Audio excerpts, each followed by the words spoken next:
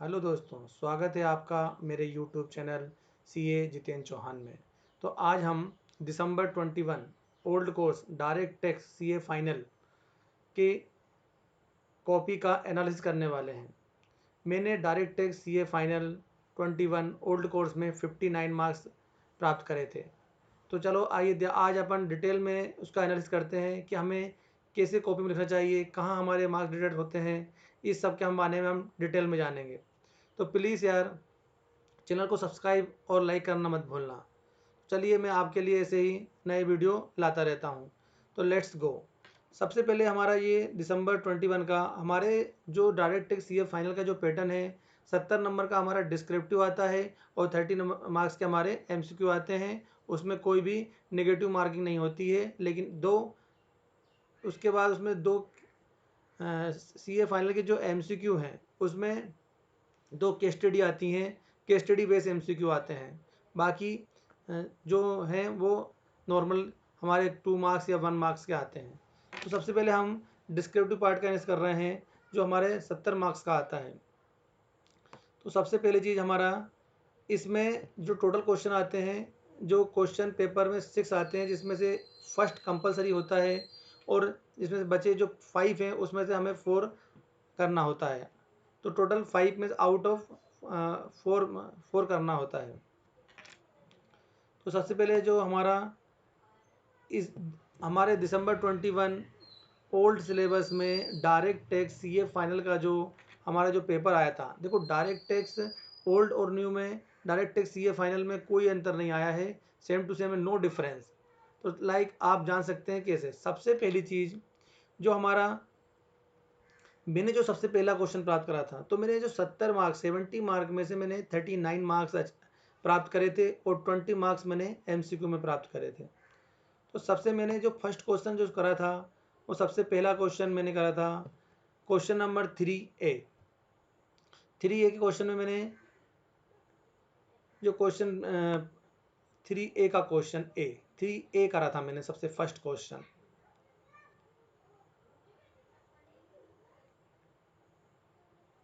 ये और जो हमारा 3A जो क्वेश्चन था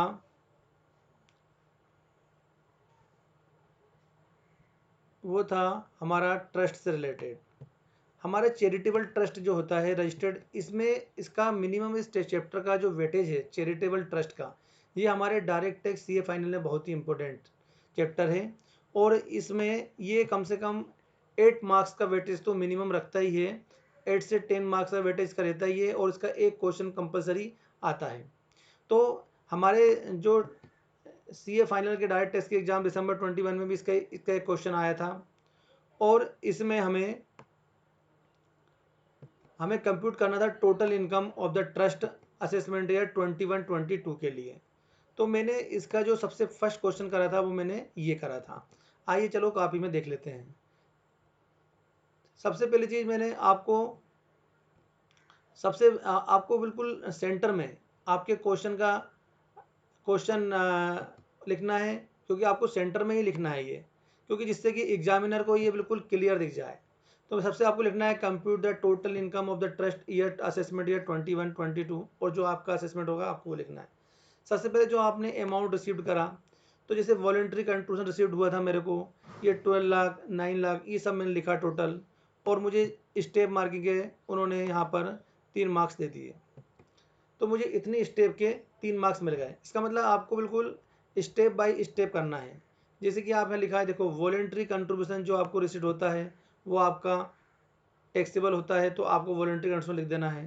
फिर आपको कंट्रीब्यूशन रिसीट हुआ डोनेशन के तहत, तो वो आपको लिख देना है। तो ये आपको जो आपके एडजस्टमेंट है वो टोटल इनकम आपकी यहाँ पर हो जाएगी, आपकी टोटल रिसिप्ट। उसके बाद आपको 15% का स्टैंडर्ड डिडक्शन मिलता है, तो आपको 15-15% का स्टैंडर्ड डिडक्शन लगाने के बाद ये हो जाएगी आपकी नेट रिसीप्ट। और जो आप अप्लाइड कर देते हो वो आपकी इनकम में से डिडक्ट हो जाता है। तो ये भी आपको स्टेप बाय स्टेप करना है। तो ये टोटल अप्लाइड जो आपका हो जाएगा, टोटल अप्लाइड, तो ये आपकी बची टोटल इनकम। और आपको एक बात और याद ध्यान रखना है कि एटलीस्ट आपको हर जो आपने एडजस्टमेंट जो एंट्री आपने की है उसका आपको वर्किंग नोट बनाया है। आपको चाहे ज़्यादा डिटेल में वर्किंग नोट नहीं लिखना है, लेकिन एटलीस्ट आपको 1-2 लाइन में आपको वर्किंग नोट देना है, जैसे कि जिस प्रकार मैंने दिए। तो ये जो टोटल क्वेश्चन था ये हमारा 8 मार्क्स था। मुझे 4.5 मार्क्स इसमें मिले, मतलब मेरे 3.5 मार्क्स मेरे डिडक्ट हो गए। इसका मतलब मुझसे इस क्वेश्चन में बहुत ज़्यादा मिस्टेक हो गई। अब इसमें क्या है, एग्जामिनर ने ये नहीं बताया कि आपके कहाँ मार्क्स डिडक्ट किए गए। ये थोड़ी प्रॉब्लम रहती है कि एग्जामिनर ने वहाँ पर ना तो कट लगाया कि आपकी गलती कहाँ पर है, ओनली उन्होंने, जैसे कि मैंने ये अमाउंट रिसीट करा पूरी स्टेप के, उसने मुझे 3 मार्क्स अलाउड कर दिए। तो ये थोड़ी सी आप नहीं समझ पाते कि आपके मार्क्स कहाँ डिडक्ट हुए। ये मेरा फर्स्ट क्वेश्चन था। उसके बाद जो मैंने सेकंड क्वेश्चन किया वो मैंने किया 3 का बी, और आपको ऐसे ही करना है, जैसे 3 का ए करो तो फिर आपको 3 का बी ही करना है, ऐसा डिफरेंट डिफरेंट जगह आप नहीं कर सकते। तो जो हमारा 3 का बी जो क्वेश्चन आया था रिलेटेड, वो आया था हमारे, ये हमारा जो double taxation avoidance agreement, double tax का एक 6 मार्क, जो हमारा इंटरनेशनल टैक्सेशन है उसमें एक चैप्टर है DTAA, double taxation avoidance agreement. तो उसमें से उसका 6 मार्क्स का वेटेज है, उसका भी एक क्वेश्चन मिनिमम आता ही है। लेकिन इस क्वेश्चन में क्या था कि compute the total income and tax payable mister, इसमें क्या है, इसमें इंडिविजुअल की इनकम को हमको कैलकुलेट करवाया जाता है। लेकिन इसमें प्रोविजन जो उन्होंने बोला, जो आपको टैक्स कैलकुलेट करना है, जो आपको करना है 115 BAC, जो कि एक न्यू स्कीम आई है जो इंडिविजुअल ऑप्ट कर सकता है। तो आपको उसके अकॉर्डिंग आपको टैक्स कैलकुलेट करना था। ये इस क्वेश्चन में थोड़ी वेराइटी थी। तो मैंने सबसे पहले अपना 3 आप सेंटर मैंने क्वेश्चन डाला, फिर आपने इनकम की सैलरी, जैसे आपने सैलरी करी उसमें आपको स्टैंडर्ड डिडक्शन 50,000 का मिल जाता है। फिर हाउस प्रॉपर्टी की इनकम मैंने कैलकुलेट करी, आपको ऐसे ही कैलकुलेट करते जाना है। और टोटल ग्रॉस टोटल इनकम आपकी एक इंडिविजुअल की आपने ये निकाली। उसके बाद अकॉर्डिंग आपको टैक्स निकालना था, मैंने टोटल टैक्स निकाला। फिर इसमें हमको जो रिबेट मिलता है वो हमने रिबेट भी दिया, और टोटली आपको स्टेप बाय स्टेप करना है। और आपको जब भी DTAA का क्वेश्चन आए जिसमें डबल टैक्सेशन और एग्रीमेंट ना हो, तो आपको ये 4 कंडीशन जरूर लिखना है, नहीं तो आपका 1 मार्क्स तो डिडक्ट हो सकता है।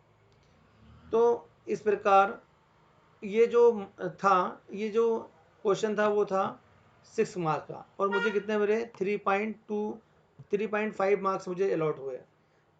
मार्क्स डिडक्ट हुए मेरे 2.5 मार्क्स डिडक्ट हुए, बट एटलीस्ट पता नहीं कहाँ डिडक्ट हुए, कहाँ मिस्टेक हुई, ऐसा कोई एरर नहीं डिसाइड दिया, तो हम इसे नहीं चेक कर पाते कि कहाँ हमारे मार्क्स कटे हैं, डिडक्ट हुए हैं।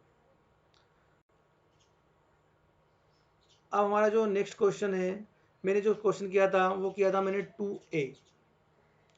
मैंने जो नेक्स्ट क्वेश्चन किया वो किया मैंने 2A का, 2 का A मैंने किया।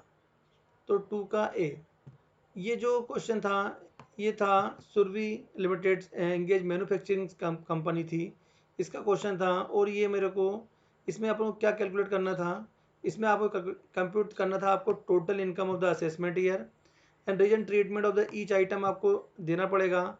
Return of income companies file applying the provision 115 BAA, जो 100 BAA जो मैन्युफैक्चरिंग कंपनी के ऊपर एप्लीकेबल होता है उससे रिलेटेड, मतलब ये हमारा PGBP का क्वेश्चन रिलेटेड था। तो ये क्वेश्चन मैंने किया और ये क्वेश्चन कितने मार्क्स का था, ये क्वेश्चन था 8 मार्क्स का, 8 मार्क्स का ये क्वेश्चन आया था।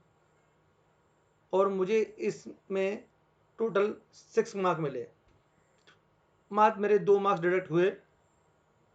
आपको सबसे पहले यही कंप्यूट करना है टोटल इनकम असेसमेंट ईयर 21-2, जिस कंपनी का आप कर रहे हैं आपको उसका नाम लिखना है। लेकिन इसमें मेन चीज़ जो थी, आपको 115 BAA के तहत आपको इनकम कैलकुलेट, टैक्स कैलकुलेट करना था। जैसे कि आपने जैसे पेमेंट करी foreign company no how for the production launch, तो ये जो हम इसमें से कंपनी पेमेंट करती है 40 लाख की month of October, foreign company और know how for product launch in the market. तो ये हमारे बिजनेस से रिलेटेड नहीं था, तो ये डिसअलाउ हो जाएगा, तो मैंने इसे एडवेक कर दिया था। Electricity charge 5 lakh month March is unpaid due to, अगर आप जो हमारा ये एक्सपेंसेस है ये हमारा क्या है, ये रिलेटेड तो बिजनेस से रिलेटेड है, बस यहाँ after due the return file करा है, इसलिए ये भी डिसअलाउ हो जाएगा और हम इसको ऐड कर देंगे। ऐसे मैंने आपको स्टेप बाय स्टेप एडजस्टमेंट, जैसे डेप्रिसिएशन जो आपके P&L के थ्रू है वो आपको ऐड करना है, क्योंकि हमें अलाउ कैसे होता है, इनकम टैक्स के थ्रू हमें अलाउ, इनकम टैक्स का हमें डेप्रिसिएशन अलाउ होता है।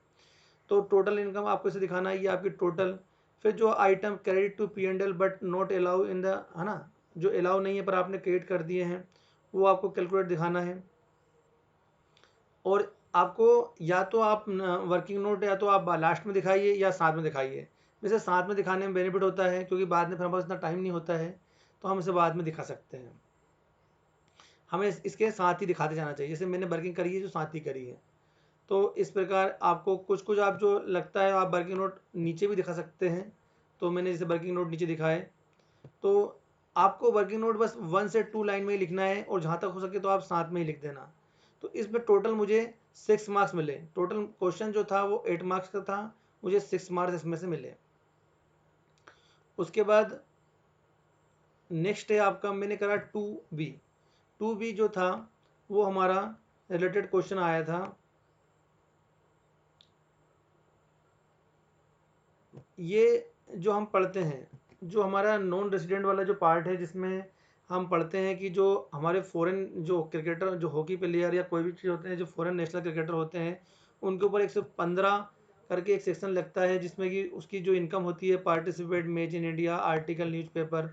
ये भी एक इम्पोर्टेंट सेक्शन है, इसका भी क्वेश्चन 1-2 अटेम्प्ट छोड़कर इसमें आता रहता है।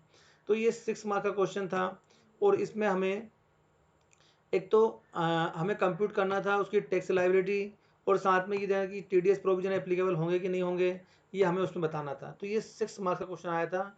ये बहुत ही इजी क्वेश्चन है और अच्छा रिलेवेंट क्वेश्चन है। ये ज़्यादा, ये 1 से 2 अटेम्प्ट छोड़ के ये क्वेश्चन हमें आता है, और ये हमें इंटरनेशनल टैक्सेशन में जो नॉन रेजिडेंट वाला पार्ट है, उसमें हमें 115 करके एक क्वेश्चन सेक्शन है, उसके तहत ये क्वेश्चन आता है। तो आप उसे प्लीज़ रीड करना।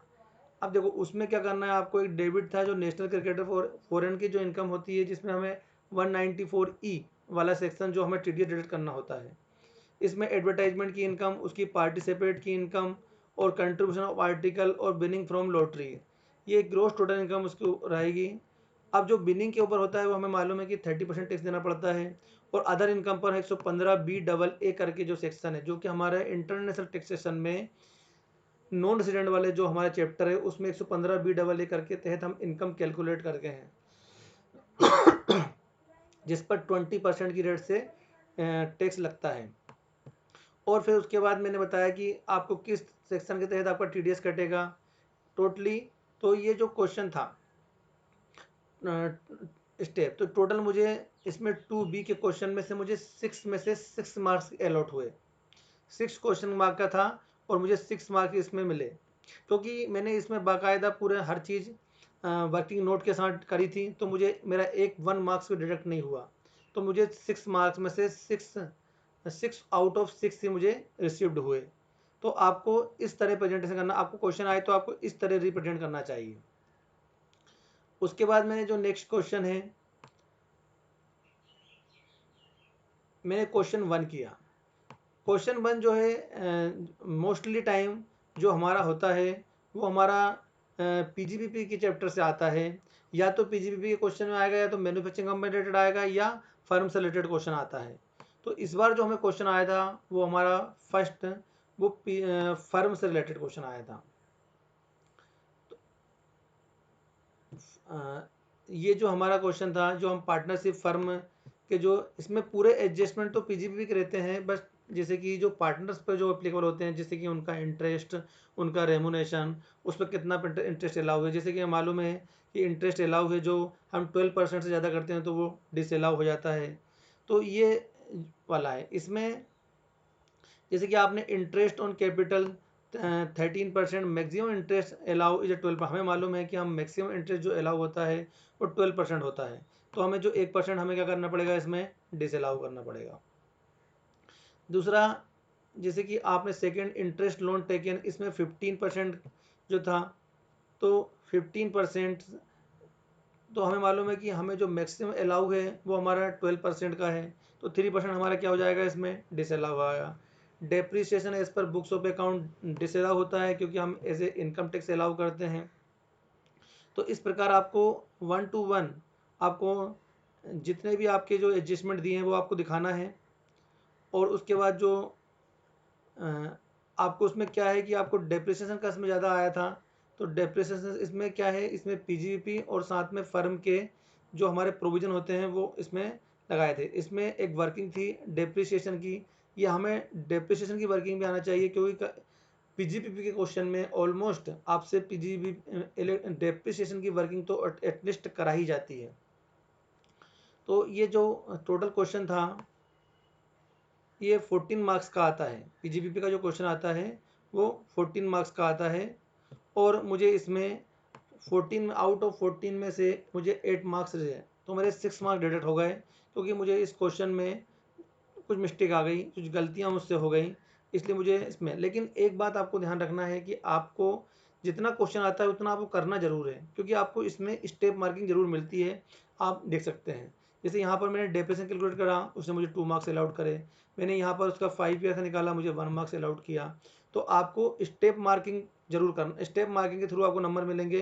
तो जितना आपको स्टेप आती हैं उतना आपको करते जाना है, क्योंकि आपको स्टेप मार्किंग थ्रू नंबर जरूर मिलेंगे। फिर मैंने जो नेक्स्ट क्वेश्चन था मैंने करा 4 का बी क्वेश्चन मैंने करा। 4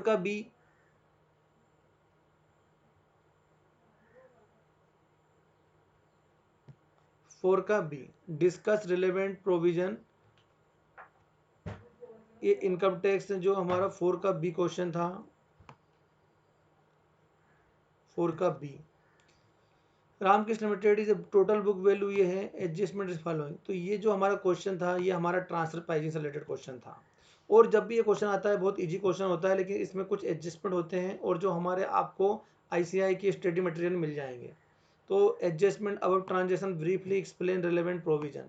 तो आपको इसमें ट्रांसफर प्राइसिंग के प्रोविजन थे, जो कि आर्म लेंथ प्राइस पर जो हम कैलकुलेट करते हैं उसके ऊपर ये क्वेश्चन डिपेंड रहता है, कि जो आपने जो अपनी एसोसिएट एंटरप्राइजेस को जो गुड्स आपने सोल्ड किए हैं, तो आपको कंपेयर करना देखना है कि आपकी आर्म लेंथ प्राइस पर आपने वो ट्रांसफ़र किए हो। अगर आपने कम पर किए हैं तो वो आपके ऊपर आपकी इनकम में ऐड कर दिए जाएंगे। तो ये क्वेश्चन था, ये क्वेश्चन 6 मार्क का था। और जैसे कि ये आपकी 180, जैसे आपने कार सोल्ड करी, आपने आपने कम पर सोल्ड करी, तो आपको एडजस्टमेंट में आपको ऐड हो जाएगा। और इसमें मुझे टोटल जो क्वेश्चन था वो 6 मार्क का था, मुझे 5.5 मार्क्स मिले, मात्र मेरा हाफ मार्क्स डिडक्ट हुआ। तो आप जान सकते हैं कि आपको आपको कुछ नहीं करना है, ज़्यादा आपको बताना नहीं है, बस आपको जो ऐड है वो ऐड करना है, जो लेस करना है, और थोड़ा उसके साथ प्रत्येक का आपको एक वर्किंग नोट बना के चलना है। तो देखिए ये जो अपना क्वेश्चन आया था ये आपका ट्रांसफर प्राइसिंग रिलेटेड आया था, इजी क्वेश्चन है। और ये एक दो अटेम्प्ट में ट्रांसफर प्राइसिंग से जो क्वेश्चन है, एक तो इंटरेस्ट रिलेटेड क्वेश्चन होता है, और ये arm length price related question ये एग्जाम में बहुत इंपॉर्टेंट होते हैं, क्योंकि आर्म लेंथ प्राइस करने की जो हमारी 5 मेथड दे रखी हैं वो आपको पता होना चाहिए। उसके बाद फिर मैंने 4A ये जो हमारा क्वेश्चन है ये फिक्स क्वेश्चन आता है, और ये क्वेश्चन जो आता है वो हमारा आता है टीडीएस रिलेटेड क्वेश्चन आता है। इसमें ये जो क्वेश्चन था टोटल, इसमें आपसे टोटल 4 सब पार्ट पूछे जाएंगे, 4J 3 और 4। इसमें आपको जैसे कि कुछ नहीं बताना है कि उसके ऊपर आपको टीडीएस का रेट डिडक्ट होगा कितने पर, और आपको अगर सेक्शन याद हो तो टीडीएस के सेक्शन आपको ज़रूर लर्न करने होंगे, क्योंकि वो हमें कंपलसरी होते हैं टीडीएस के सेक्शन। तो इसमें टोटली मुझे जो मार्क्स मिले 4, 3 और टोटल 4, तो मुझे इसमें थोड़े कम मार्क्स मिले, लेकिन ठीक है। ये आपका क्वेश्चन आएगा, आपका टीडीएस रिलेटेड क्वेश्चन है। तो आपके कोर्स चैप्टर क्या होगा, आपको PGP, business trust, DTAA, transfer pricing और टीडीएस के क्वेश्चन, और फर्म और या मेट से रिलेटेड क्वेश्चन आपको जरूर करना है। नेक्स्ट क्वेश्चन जो हमारा आया वो 5 जो हमारा 5 का ए क्वेश्चन था, ये मेरे क्वेश्चन मुझे नहीं आता था, मैंने इसको छोड़ दिया था। ये केस रिलेटेड से क्वेश्चन थे, इसमें हमें 3 में से आपको 2 क्वेश्चन कोई से करना था। तो मुझे केस लॉ में ज़्यादा पढ़ के नहीं, क्योंकि उनका वेटेज ज़्यादा है नहीं, इसलिए मैं उनको पढ़ के नहीं गया था। तो आपको ज़्यादा केस लो में ज़्यादा ध्यान नहीं देना है, नॉर्मली आपको बस थोड़े केस लो का आइडिया होना चाहिए, और वो जब आप साथ में इनकम टैक्स कवर करेंगे तो आपको हो जाएगा। ये जो क्वेश्चन है ये हमारा परमानेंट स्टेब्लिश ऑफ इंडिया, जो हमारा नॉन रेजिडेंट वाला पार्ट है, जैसे कि फीस फॉर टेक्निकल सर्विस, ये हमारा, और दो कैटेगरी होती है, या तो परमानेंट स्टेब्लिश इन इंडिया तो उसमें अलग सेक्शन लगता है, और परमानेंट स्टेब्लिश आउटसाइड इंडिया अलग क्वेश्चन लगता है। ये क्वेश्चन भी बहुत इंपॉर्टेंट क्वेश्चन है, और ये 2-3 अटैम्प्ट छोड़कर ये क्वेश्चन जरूर आता है। मैंने भी इस क्वेश्चन को अटैम्प्ट किया, बट एक्चुअली टाइम कम हो गया, तो मुझे आता था क्वेश्चन पर मैंने फास्ट किया, और मुझे इसमें टोटल 6 में से 5.5 मार्क्स मुझे रिसीव्ड हुए। क्वेश्चन इजी था, बट मेरे पास टाइम नहीं बचा था, क्योंकि मैं MCQ भी करे थे। और जो हमारा लास्ट, हमें 5 में से 4 क्वेश्चन करना होते हैं, और एक फर्स्ट क्वेश्चन हमारा कंपलसरी होता है। और ये आपका 6 क्वेश्चन रिलेटेड था, जो मैं, ये आपका एक क्वेश्चन जो आपको गार से रिलेटेड, आपको 4 नंबर का क्वेश्चन जरूर मिलेगा। आप चाहें तो गार का क्वेश्चन गार भी कर सकते हैं। इसमें से एक क्वेश्चन आपको इनकम टैक्स के पेपर में, डायरेक्ट टैक्स के पेपर में आपको जरूर मिलेगा। और जो हमारा जो लास्ट आया था, ये हमारा बिजनेस ट्रस्ट से रिलेटेड आया था, जो हम ट्रस्ट रिलेटेड क्वेश्चन करते हैं 12AA का। तो एटलीस्ट जो है कि आपको, आई होप आपको एनालिसिस करके वो समझ में आया होगा कि हमारे जो डायरेक्ट टैक्स का जो सिलेबस है वो बहुत वास्ट है, लेकिन इसका मतलब ये नहीं कि हम उसमें स्कोर नहीं कर सकते, क्योंकि उसमें कुछ टॉपिक हैं जिनके क्वेश्चन जरूर आते हैं, जैसे कि PGBP हुआ, बिजनेस ट्रस्ट हुआ, और ये हमारा TDS का, और हमें इंटरनेशनल टैक्सेशन पूरा कवर करना चाहिए। आई होप आपको ये वीडियो पसंद आया होगा, और मैं अपने नेक्स्ट आने वाले वीडियो में मैं प्लान करना चाह रहा हूँ कि जो डायरेक्ट टैक्स के जो प्रैक्टिकल क्वेश्चन है, और जो GST के जो प्रैक्टिकल क्वेश्चन है, क्योंकि थ्योरी तो देखो यूट्यूब पे आपको बहुत मिल जाएंगी, लेकिन प्रैक्टिकल क्वेश्चन जो हमारे स्टडी ICAI के स्टडी मटेरियल में दिए हैं, मैं उनका सोल्यूशन प्रोवाइड करने का प्लान कर रहा हूँ। अगर आपको चैनल में, अगर आपके लिए बेनिफिशियल हो, और आपको अगर इससे कुछ मदद मिली हो, तो प्लीज़ चैनल को सब्सक्राइब और लाइक करना मत भूलिएगा। Thank you very much.